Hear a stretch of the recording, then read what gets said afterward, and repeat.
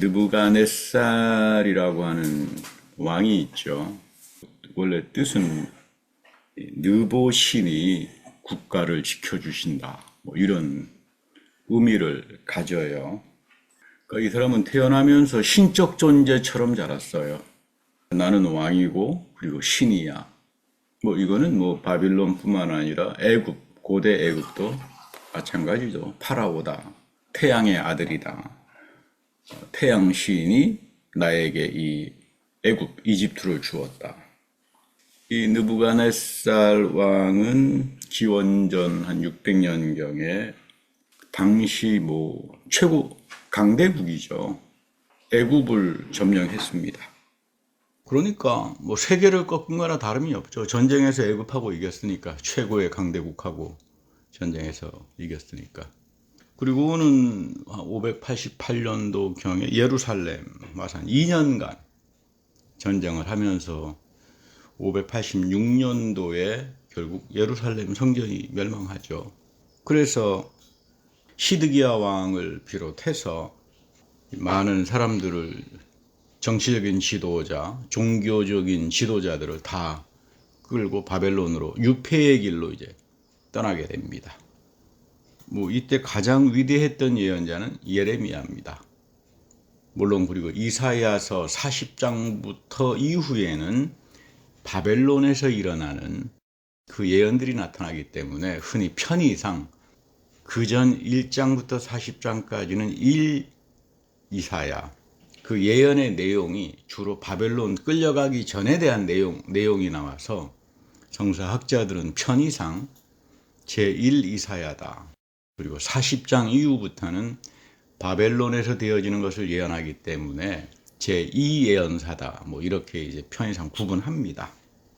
근데 지난 시간에도 말씀드렸습니다마는 예레미야 23장에는 굉장히 놀라운 경고를 합니다. 나라를 망하게 한 장본인들이 누군가? 제사장들이고, 두 번째는 짝퉁 사기꾼 예언자들이다. 이들이 하나님의 말씀을 거짓으로 전했다. 더 이상 믿지 마라. 이 본문은 요한계시록까지 이어집니다. 우리가 늘 중요하게 생각해야 되는 게, 이거 뭐 예레미야의 옛날 이야기니까 우리하고 무슨 상관이 있는가? 그렇지 않습니다. 전승이라고 하는 거 굉장히 중요합니다. 예레미야 시간 속에서 역사하고 살아계셨던 그 하나님이 요한계시록, 요한이 부딪혔던 마지막 시대에 여전히 살아계셔서 똑같이 역사한다 그 말이에요. 그러니까 항상 동시화가 된다. 이 전승 때문에 그 속에서 우리는 살아계신 하나님을 이제 만난다. 그렇게 우리가 성경을 좀 배워야 됩니다. 바벨론은 마루둑 신을 최고의 신으로 섬겼죠. 그래서 이 마루둑 신이 예루살렘을 점령했으니까 여호와 하나님, 야훼 하나님을 이긴 거다. 옛날에는 신과 신의 전쟁이라고 봤기 때문에 많은 분들이 충격을 받았죠. 그때 예레미야의 이야기는 여호와 하나님이 왜 너희들을 구원하지 못하느냐, 너희들이 여호와 하나님의 말씀에서부터 빗나가 버렸고 떠나버렸다. 너희들이 과연 하나님 말씀을 행하면서 살아본 적이 다 요만큼이라도 있었느냐. 전부 다 잘못된 쑥과 독이 든 물에 너의 귀에 달콤하다고 듣다가 결국은 마지막 때 이 엄청난 하나님의 심판을 당하는 거다. 이게 이제 예레미야의 예언의 핵심입니다. 핵심. 그러나 하나님은 은혜의 하나님이고 애굽으로 끌려가지 말고 바빌론으로 가라. 그 속에서 하나님이 너희들을 위한 우리가 상상하지 못하는 예비하심의 축복이 있다. 그러니까 예언자들은 심판하지만 동시에 희망과 구원을 말하는 사람들이에요. 그리고 같이 회개하는 사람들이고, 이 다니엘도 그 당시 젊은 나이로 바벨론에 끌려갔는데 그 느부갓네살 왕이 희한한 꿈을 꿨어요.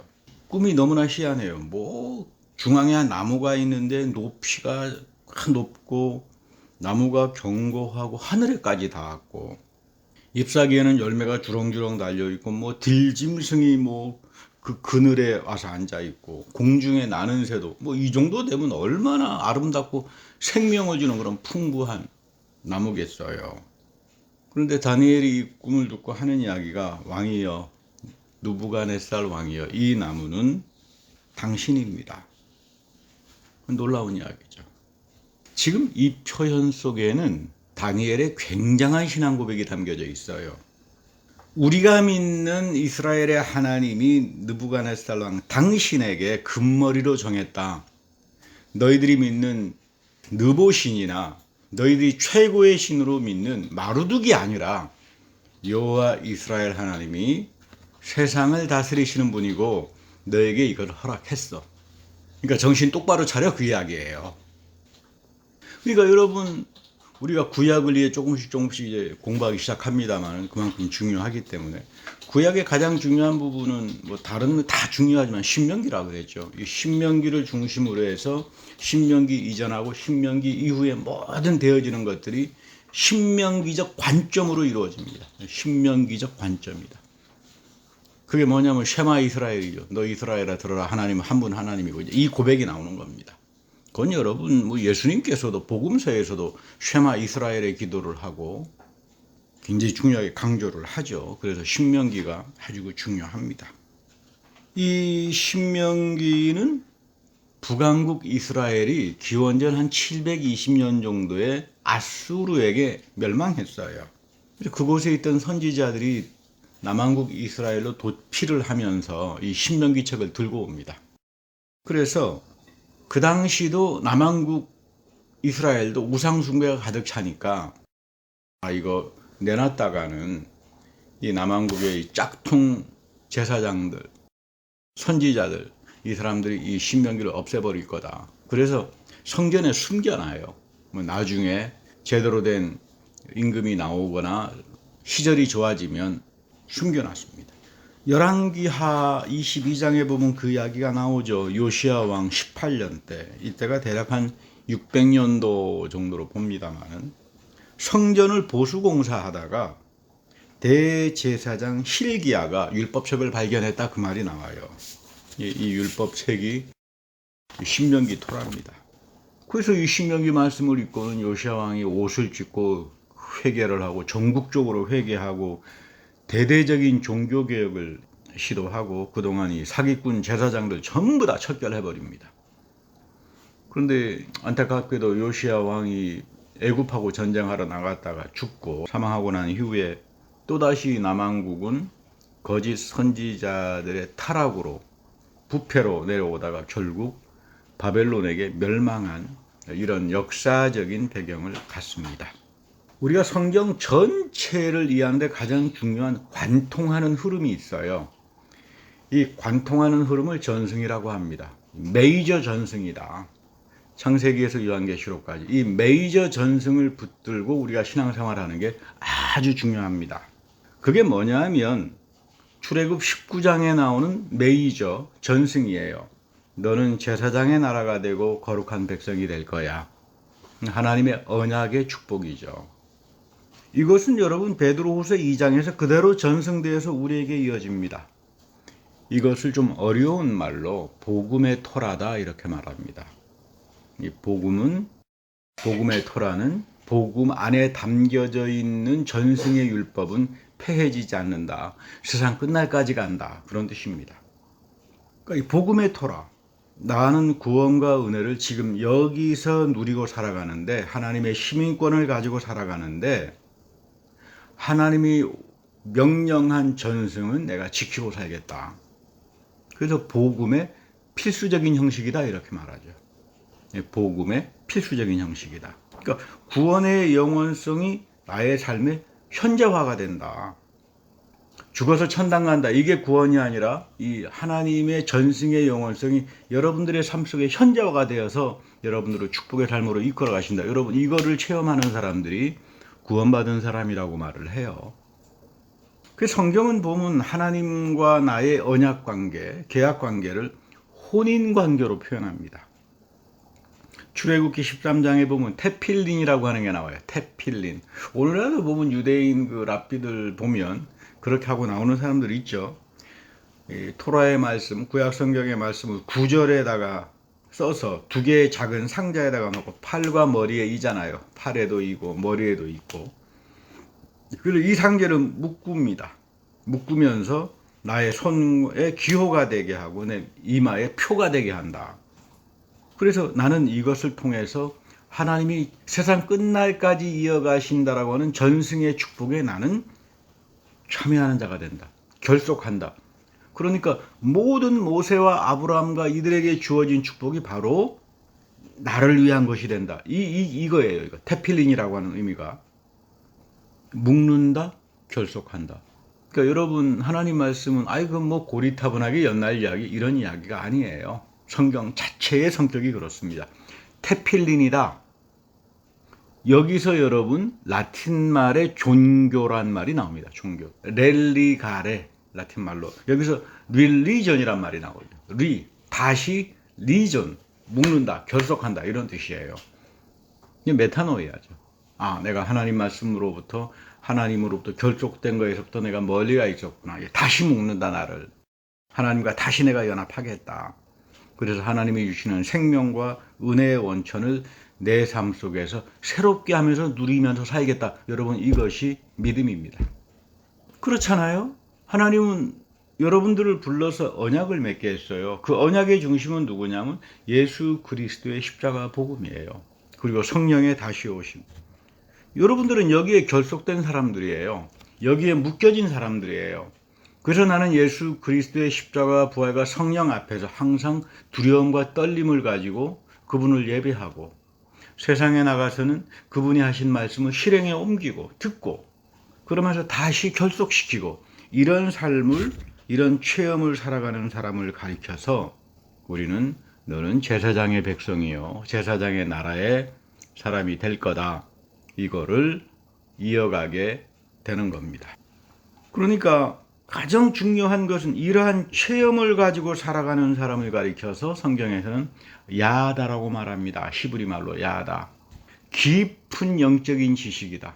하나님의 말씀을 어떻게 아나 하면 언약의 관계에서 아는 사람이다. 하나님의 말씀의 깊은 뜻을 혼인관계처럼 아는 사람이야. 이게 성경에서 말하는 영적 지식이고 사도 바울이 이야기하는 성령의 은사의 첫 번째 은사로서 지식의 은사다라고 하는 말이에요.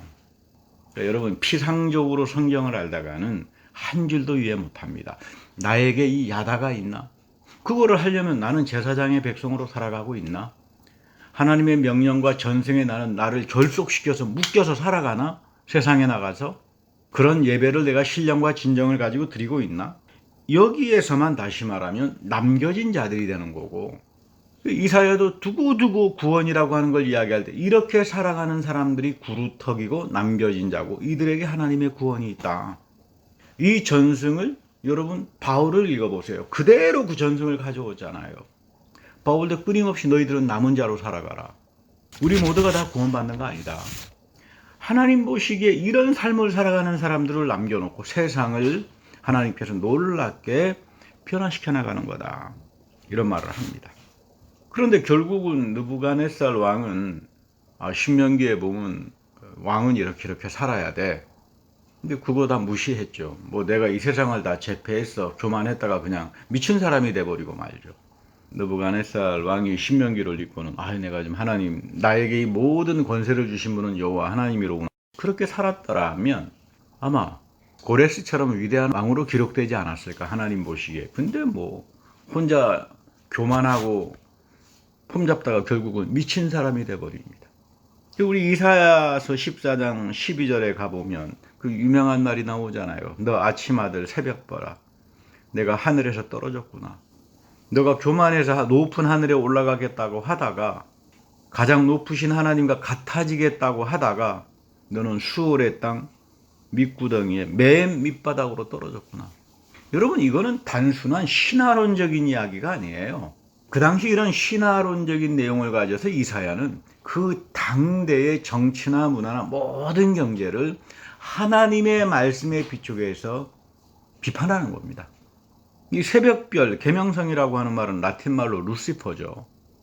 당시 예배를 주관한 자였습니다. 하나님 앞에서 드려지는 경건한 예배를 우상 숭배하고 정치 세속주의화하고 참남하게 만들다가 너희들 수월의 죽음의 구렁텅이로 떨어졌구나. 이거 여러분 명심해야 돼요. 이게 지금 우리를 향한 말씀들이에요.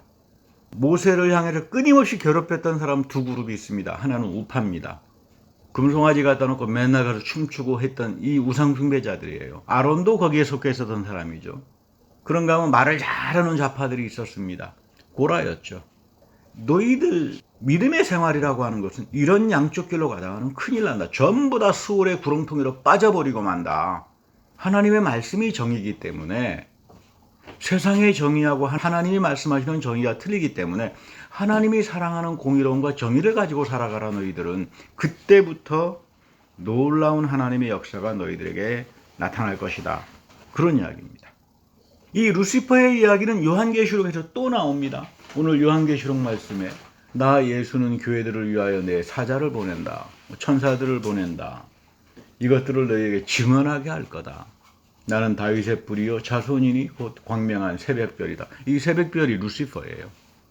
또 어떤 분은 아니 그러면 뭐 예수님께서 뭐 루시퍼 사탄이 된 겁니까? 그러고 난리치는 분도 계시던데 그게 아니라 예수님이 십자가 부활을 통해서 이 루시퍼의 자리에 교만한 자들 전부 다 내려쳐버렸다는 이야기예요.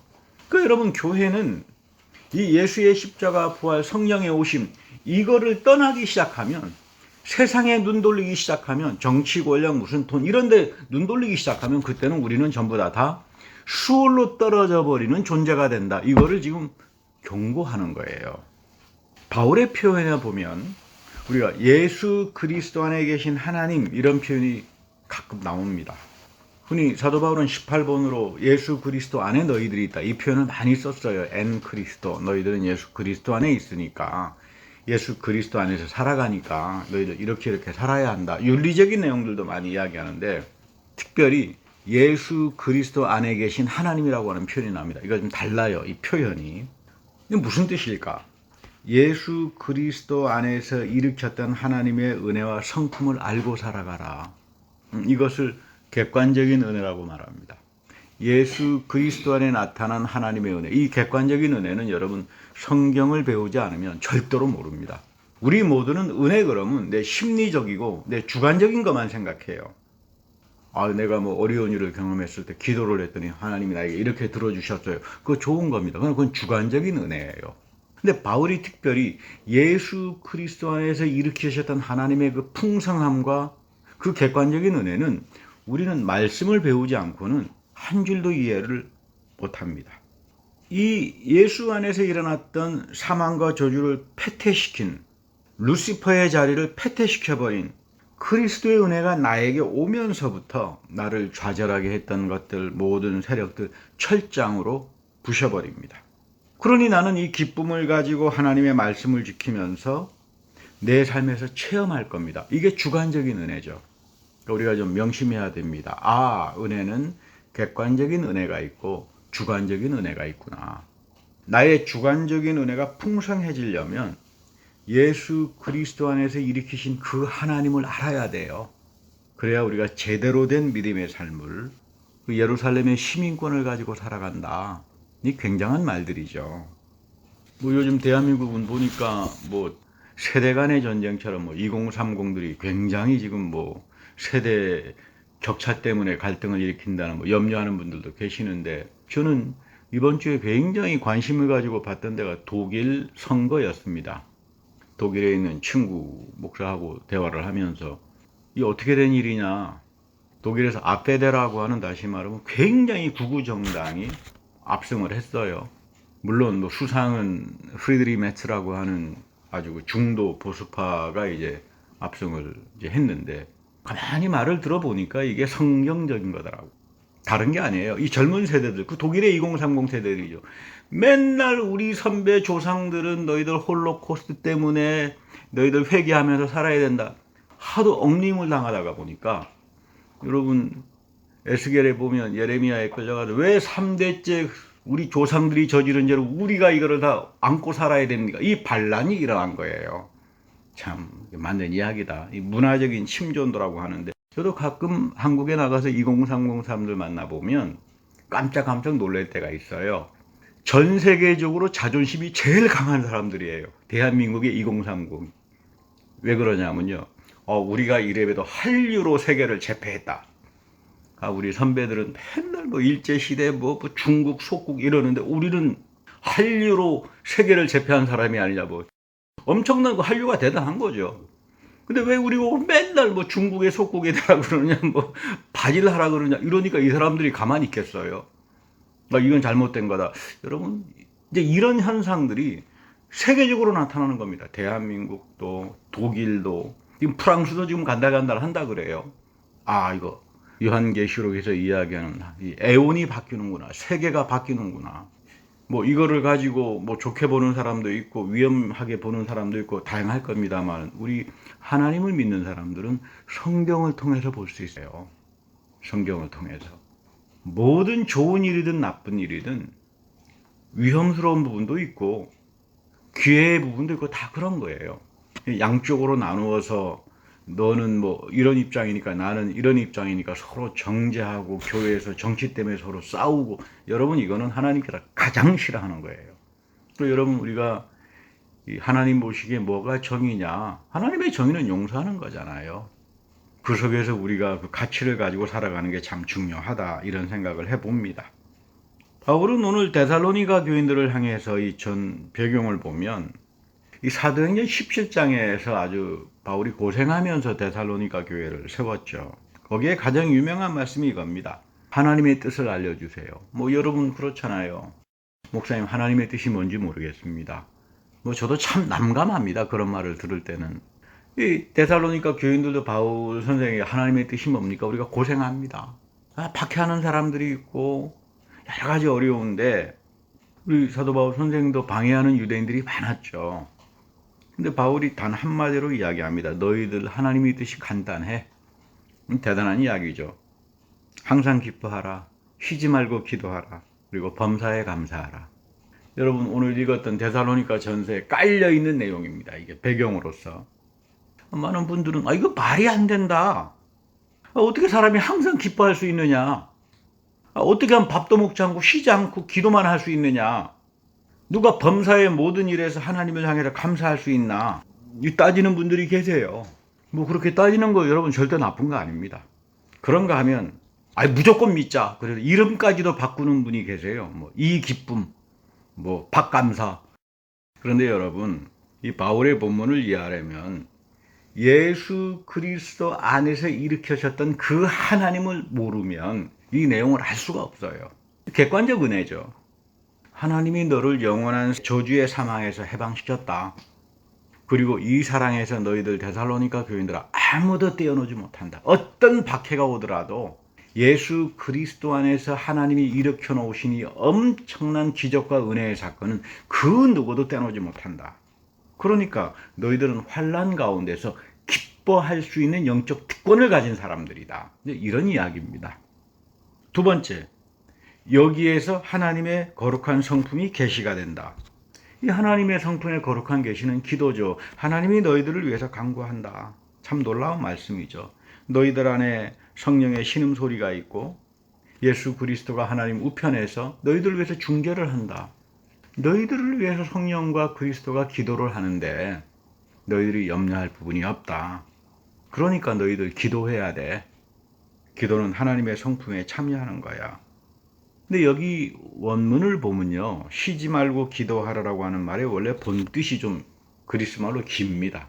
그래서 제가 뭐 그 발음은 제가 안 하겠습니다만은 이 원래 본뜻에 대한 번역이 가장 잘된 이 내용이 독일어 성서예요. 이 부분에 대해서는 독일말로 운탈라스라고 하는 단어인데 중단하지 않고 이런 뜻이에요. 기도 중단하지 마라 이런 뜻이에요. 원래 본뜻이. 여러분들의 자녀들을 또는 친구들을 또 교회를 위해서 기억하면서 기도하잖아요. 중단함이 없이 기도해야 돼요. 여러분들 가정을 위해서 기도합니다. 여러분들 교회를 위해서도 기도해야 돼요. 하나님께서 예배를 통해서 오늘 마지막 때 우리에게 넘치게 주시는 하나님이 예수 그리스도 안에서 일으켰던 그 놀라운 은혜의 사건들, 여러분들 그것들을 여러분들이 예배를 통해서 공급받는 사람들 아니에요. 그러니까 이 예배를 지켜주시고 이 교회를 지켜주시고 여러분들 중단 없이 기도할 줄 알아야 돼요. 그리스도의 성령이 너희를 위해서 기도하니까. 데살로니가 교인들아 바로 응답이 되지 않는다. 그래서 중단하지 마라. 여러분 이것은 사도 바울의 간증이기도 합니다. 바울이 그렇게 살았어요. 선교 여행을 하면서 얼마나 많은 힘든 일이 있었겠어요. 중단하지 않고 기도했고 좌절하지 않았고 하나님이 범사에 선한 일들을 열어주어서 형통하게 하셨고, 이게 지금 구구절절 바울의 다시 말하면 신앙 간증이고 고백인데, 이것이 너희는 제사장의 나라여 거룩한 백성으로 살아가기 때문에 염려할 것이 없다. 이것이 하나님의 뜻이다. 그런 말입니다. 언약이 출애굽에서부터 시작해가지고 베드로 사도까지 내려오는 이 전승의 축복의 언약이 너 남겨진 자들에게 주어진 것이야. 그러니까 너희가 좌절할 이유가 없다. 너희들이 기도를 중단해야 될 이유도 없다. 그리고 범사에 반드시 하나님이 선하심으로 너희들의 삶을 이끌어가니까 이 예수 그리스도 안에 나타난 객관적인 은혜를 붙들고 살아가라. 이런 겁니다. 하나님이 너를 위해서 간구하는데 하나님이 무능해서, 하나님이 손이 짧아서 너희들에게 구원의 은혜를 못 베푸는 것이 아니다, 그 말이에요. 그래서 바울은 나를 본받으라고 이야기하죠. 여러분, 믿음이라고 하는 것은 성서의 믿음의 선진들로부터 배우는 거예요. 바울로부터 배워야 되고, 모세로부터 배워야 되고, 다윗으로부터 배워야 되고, 아브라함으로부터 배워야 되고, 여러분, 좋은 본보기들이 얼마나 많아요. 이 속에서 우리는 하나님이 영원히 살아계시고 하나님이 나와 그리스도 안에서 계약으로 결속시키는구나. 릴리기온. 그래서 나는 이 말씀을 붙들고 사랑하고 세상에 나가서 실행에 옮길 때 여러분들에게, 우리에게 상상하지 못하는 기쁨의 충만함과 기도의 능력과 모든 범사에 하나님의 선하심을 체험하면서 드리게 된 감사, 이것이 여러분들의 인생을 넘치게 할 겁니다. 이런 귀한 하나님이 주시는 영적 특권을 누리고 살아가는 여러분들이 되기를 축복합니다. 다 같이 기도합니다. 주님, 예수 그리스도 안에서 일으키셨던 하나님의 그 놀라운 기적과 은혜를 기억하고 어려운 시대에 세계가 다 뒤바뀌는 이런 놀라운 정치적인 변화의 시대에 우리가 세상을 볼 것이 아니라 하나님 말씀의 세계 속으로 들어와서 하나님이 우리에게 전승으로 약속하신 그 계약을 깨닫고 내가 이 하나님 말씀으로부터 빗나간 부분이 있다면 다시 돌이켜서 결속을 시키고 주가 약속하신 그 신령한 영적인 특권을 누리며 살아가는 주님의 귀한 백성이 다 되게 하옵소서. 우리 구주 예수 그리스도의 이름으로 축복하며 감사 기도드립니다.